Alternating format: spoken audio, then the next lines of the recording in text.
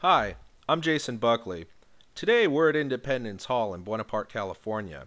This is actually an exact replica of the original Independence Hall in Philadelphia, where 56 brave men assembled to assert their rights to a despotic government that trampled them. They ultimately signed the Declaration of Independence in this building in 1776.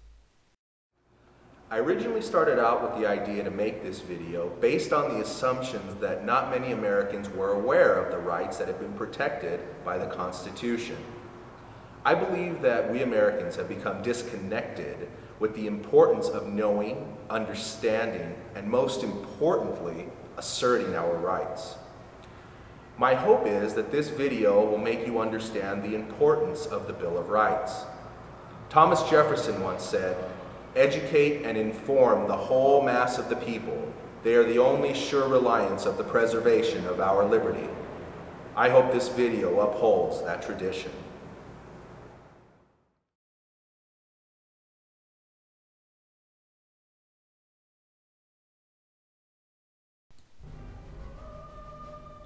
While the Constitution was being created in 1787 and later put into action in 1789, there was much debate over the flaws of the Constitution, mainly that it did not contain a guarantee of the fundamental rights of the people.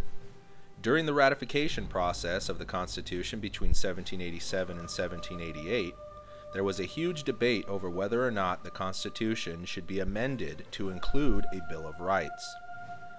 The Federalists, led by Alexander Hamilton, were opposed to a Bill of Rights for several reasons, two of those being that they argued that the Constitution was a document of enumerated or written powers, and nowhere in the Constitution was it written that the government had the power to restrict the press, or freedom of religion, or any other right inherent to man. Also, they thought a Bill of Rights would be dangerous, since enumeration of some rights might be understood to imply an absence of other rights. The Anti-Federalists were very outspoken of their criticism of the new national government at their respective state ratification conventions. They argued that the new government was too powerful and it did not protect individual rights. The Federalist position on the matter was that while proposals may be discussed, there was no room to amend the Constitution. In the state ratification conventions where the Federalists maintained comfortable majorities, they insisted that the Constitution be immediately ratified as proposed, absent of a Bill of Rights.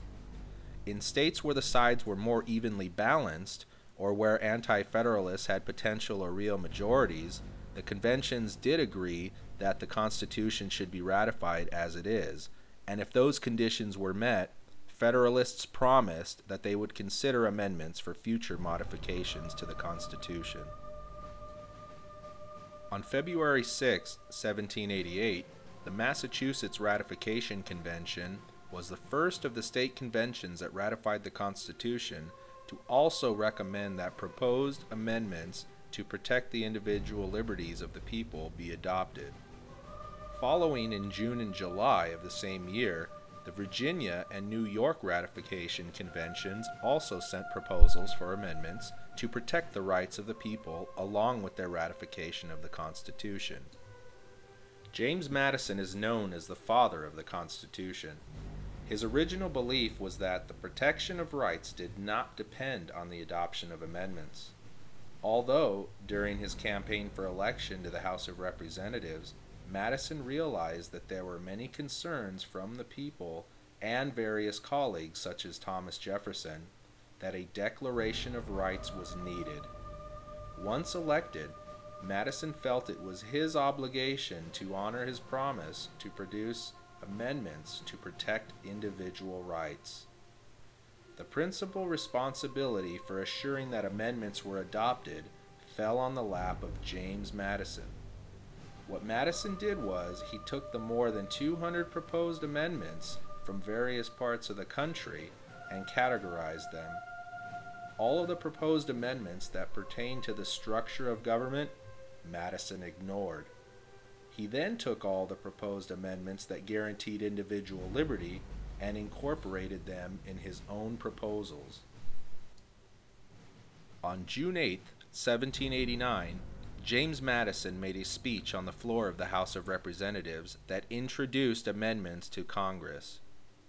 Madison argued to the Congress that a great number of their constituents were dissatisfied with the Constitution, and by adding a Bill of Rights, their concerns would be addressed. 12 amendments were originally proposed by Congress, but only 10 were immediately ratified. On December 15, 1791, the remarkable document known as the Bill of Rights, which happens to be the first 10 amendments to the Constitution, was ratified by the states.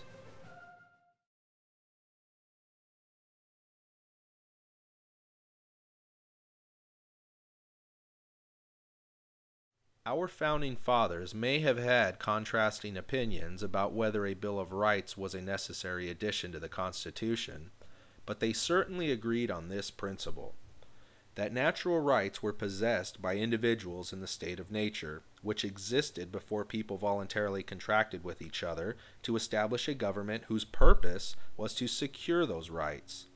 They agreed that all men are by nature equally free and independent, and have certain inherent rights of which, when they enter a state of society, they cannot deprive their future generations, namely of the enjoyment of life, liberty, the means of acquiring and possessing property, and pursuing happiness.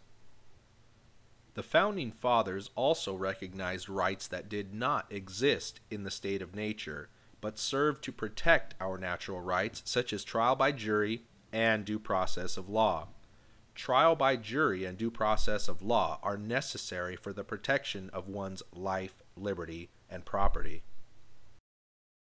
Let's take a look at the Bill of Rights. The First Amendment prohibits any laws that establish a state of religion or infringe on the exercise of any religion by the people. It also guarantees our freedom of speech, freedom of the press, and our right to peacefully protest and to petition the government to set right our grievances. The Second Amendment recognizes that a well-regulated militia is necessary for the security of a free state, and it guarantees that the people's right to keep and bear arms shall not be taken away. The Third Amendment protects us from soldiers being quartered in our homes during times of peace and war without the consent of the owner. The Fourth Amendment secures our right to not have our bodies, homes, and property searched or seized unless a warrant has been issued by a judge who has acknowledged that a person is more likely than not committing a crime. The warrant must also particularly describe the place to be searched and the person or items to be seized. The Fifth Amendment protects the people from being subject twice in court for the same offense, and from self-incrimination. It also secures our right to not be deprived of life, liberty, or property without due process of law, nor have our private property be taken for public use without just compensation. The Sixth Amendment guarantees the right to a speedy public trial by an impartial jury. The Seventh Amendment preserves the right of trial by jury in common law suits.